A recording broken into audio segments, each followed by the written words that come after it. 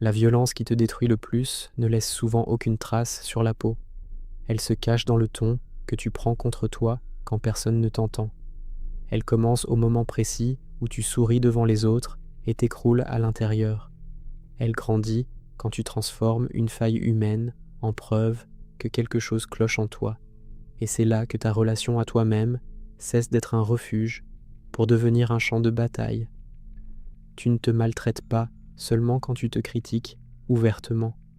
Tu te maltraites aussi quand tu t'abandonnes au milieu de ta propre tempête, quand tu minimises ta fatigue, quand tu avales ta douleur, quand tu fais semblant d'aller bien pour ne gêner personne, quand une erreur dure 5 secondes, mais que ton esprit en fait une condamnation pour toute la journée, quand ton cœur demande de l'espace et que tu lui réponds par encore plus de pression.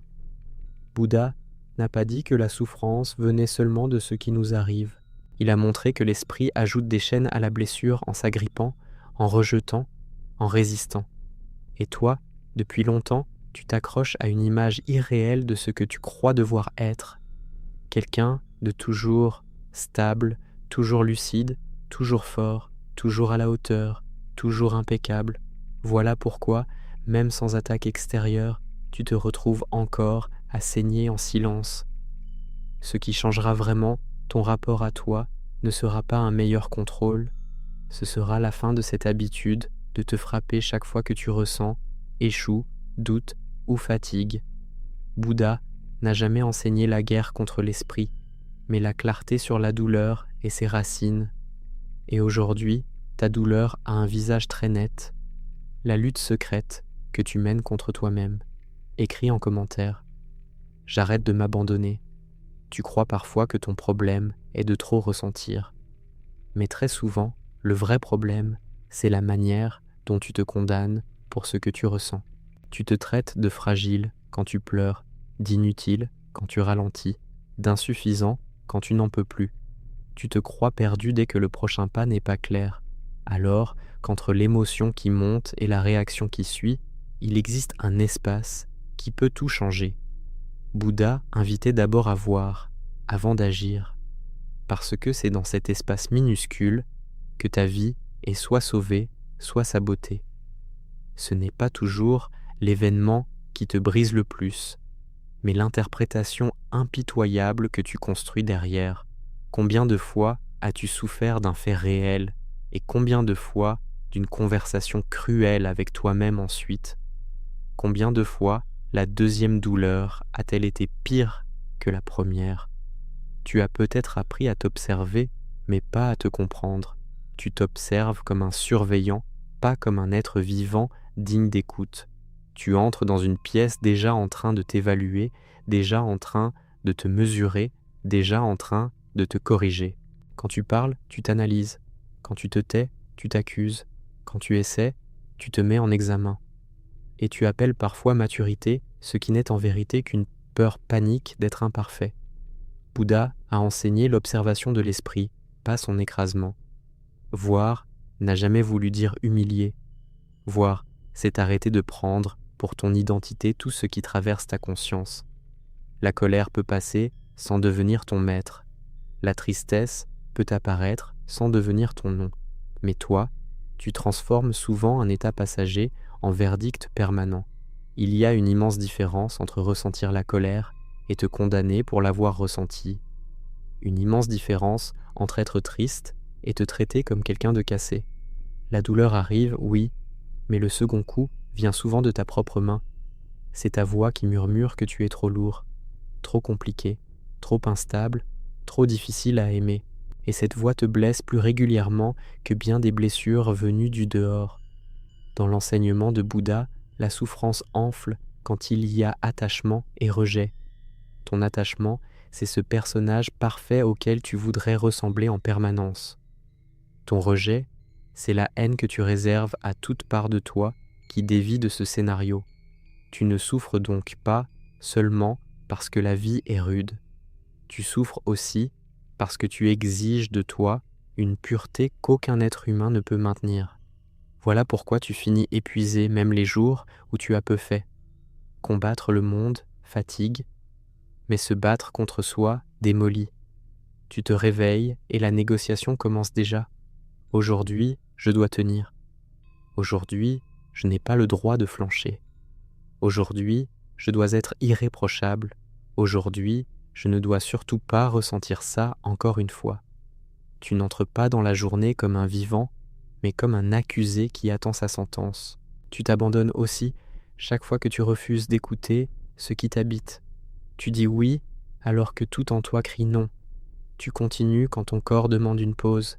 Tu plaisantes quand ton cœur voudrait se retirer. Tu repousses, tu contiens, tu maquilles, puis tu te demandes d'où vient ce vide. Comment ne pas se sentir déserté quand on se laisse toujours en dernier?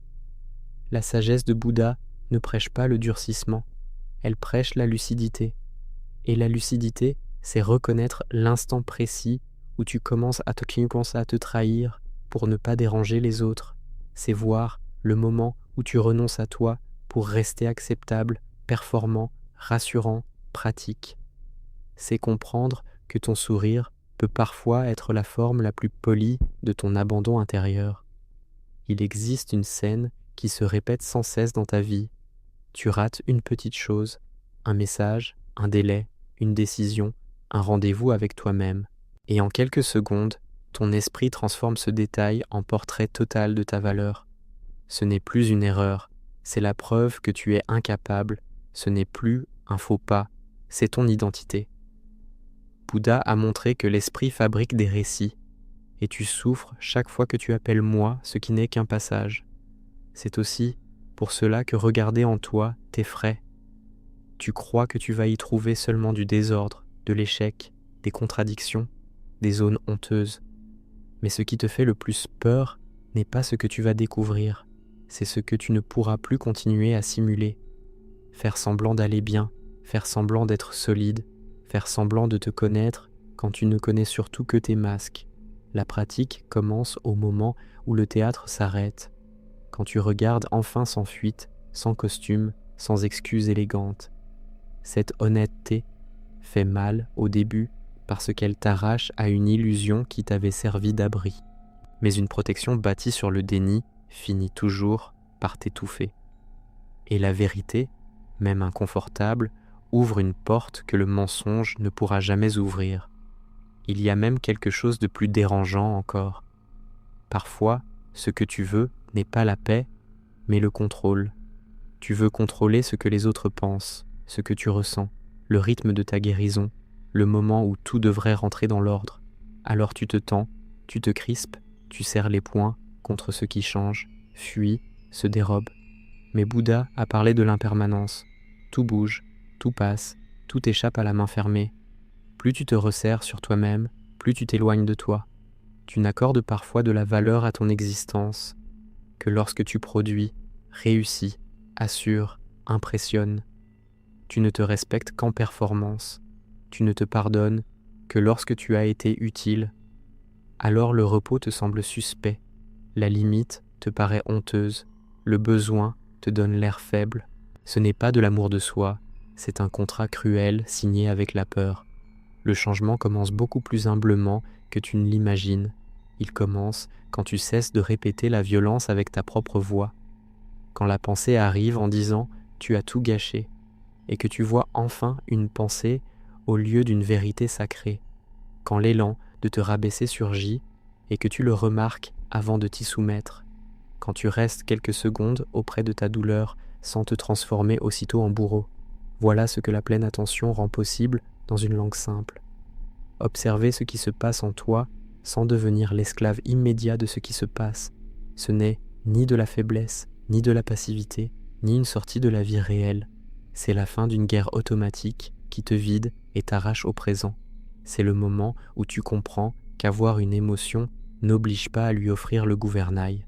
Au fond, ce qui t'abîme le plus n'est pas seulement ce que tu as traversé, c'est la manière dont tu le refais vivre chaque jour à l'intérieur. Tu réactives l'ancien rejet quand tu te rejettes, l'ancien abandon quand tu ignores ta douleur, l'ancienne humiliation quand tu te parles avec mépris. Tu ravives de vieilles peurs chaque fois que tu exiges la perfection pour mériter un peu d'amour. Et ta relation avec toi finit par ressembler à un couloir sans fenêtre où le même verdict résonne sans fin. Mais si l'esprit a appris cette route, il peut aussi en apprendre une autre. Et c'est ici que tout devient sérieux. Si tu n'es pas chaque pensée qui passe, alors qui es-tu quand tu cesses enfin de croire toutes les accusations produites par ton mental? Qui es-tu quand la voix qui juge ne décide plus seule de la réalité? Qui es-tu quand l'orage existe mais ne définit plus le ciel entier? Peut-être es-tu, pour la première fois, cette présence qui regarde sans attaquer, cette conscience tranquille qui voit la colère sans devenir colère, la peur sans se mettre à genoux devant la peur. Bouddha a parlé du non-soi pour montrer une chose simple. Ce qui change sans cesse ne peut pas résumer tout ce que tu es. Si une pensée apparaît, puis disparaît, elle n'est pas ton maître. Si une émotion monte puis retombe, elle n'est pas ta sentence finale. Cela ne veut pas dire devenir froid, cela ne veut pas dire nier la blessure ou sourire spirituellement devant la douleur. C'est même plus exigeant que ça. C'est sentir vraiment sans transformer chaque émotion en tribunal intérieur. C'est pouvoir dire cela m'a fait mal sans construire en plus l'histoire que cette douleur prouve ta faiblesse. Pendant longtemps, tu n'as peut-être pas vécu tes émotions directement. Tu as surtout vécu le jugement posé sur elles. Tu ne pleurais pas seulement, tu te méprisais de pleurer. Tu n'étais pas seulement fatigué, tu te trouvais médiocre d'être fatigué. Et ce mélange t'a volé jusqu'au droit de souffrir proprement. Souffrir proprement, presque personne ne t'a appris cela. Cela veut dire ressentir la peine réelle sans y verser 1000 poisons supplémentaires. La perte fait déjà mal, la déception fait déjà mal, le rejet fait déjà mal. Mais ensuite, tu ajoutes la honte, la comparaison, l'orgueil blessé, l'angoisse du futur et l'urgence de te réparer vite. Bouddha expliquait que l'esprit superpose des couches. Une flèche devient sang quand tu refuses de voir ce mécanisme. Pense au nombre de fois où tu n'as pas voulu te reposer. Pas parce qu'un danger existait, mais parce que t'arrêter te mettait face à toi-même. Et dès que tu t'arrêtes, tout devient audible. La lassitude négligée, le vide recouvert, la tristesse maquillée en productivité. Tu entends la peur que tu appelais ambition, la confusion que tu appelais discipline, la solitude que tu appelais autonomie. Mais écouter cela n'est pas échouer. C'est peut-être la première fois depuis longtemps que tu ne t'abandonnes pas. Tu dois aussi reconnaître la cruauté cachée dans ta hâte de guérir.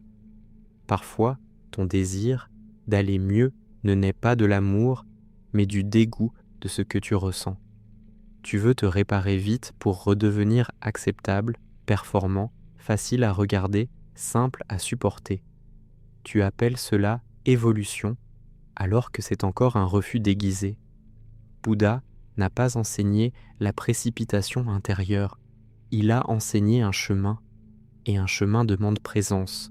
Tu voudrais une transformation nette, rapide, esthétique, parfaitement racontable, mais à l'intérieur, certaines parts de toi tremblent encore, résistent encore, se méfient encore. Elles n'ont pas besoin d'être écrasées pour que tu avances. Elles ont besoin d'être vues sans mépris. Ce que tu éclaires avec patience cesse peu à peu de gouverner ta vie depuis l'ombre. Quand ton esprit veut tout régler d'un coup, demande-toi ce qu'il cherche à ne pas sentir maintenant. Quand l'envie de te mettre encore plus de pression revient, demande quel effroi se cache dessous. Quand la honte apparaît, regarde quelle image de perfection est menacée.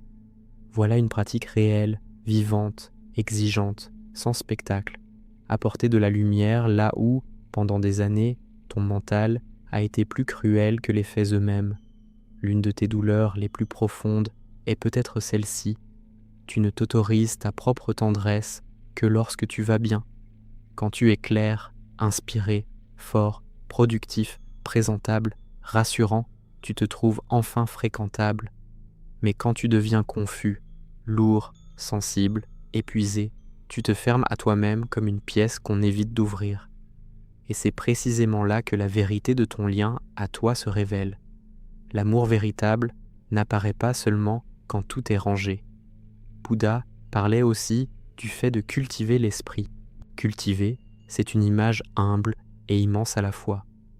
On n'insulte pas une terre parce qu'elle n'a pas encore fleuri. On l'observe, on retire ce qui étouffe, on nourrit ce qui manque, on protège ce qui est encore fragile. Pourquoi exiges-tu alors de toi une floraison immédiate? Pourquoi crois-tu qu'en humiliant ton âme, elle finira par devenir paisible? Rien de sain ne pousse durablement sous la menace constante. La peur peut forcer, mais elle ne féconde pas. Et l'être humain ne devient pas plus vivant parce qu'il s'est mieux maltraité. Peut-être as-tu peur d'être plus doux avec toi parce que tu crois que cela te rendrait mou, comme si la dureté était le seul moteur fiable de ton existence, comme si le fouet intérieur t'avait mené jusque-là et devait donc rester sacré. Mais regarde le prix. Tu avances, oui, pourtant tu avances blessé, absent, fermé à la joie. Tu obéis, mais souvent par crainte, pas par élan profond. L'attention, selon Bouddha, ne se limite pas à fermer les yeux sur un coussin. Elle commence dans la vie ordinaire, au moment exact où la vieille violence se réveille, après un silence étrange, après une comparaison, après un regard dans le miroir, un mauvais jour, après une faute minuscule.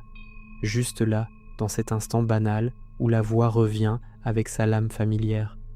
C'est là que la pratique cesse d'être une idée et devient un acte.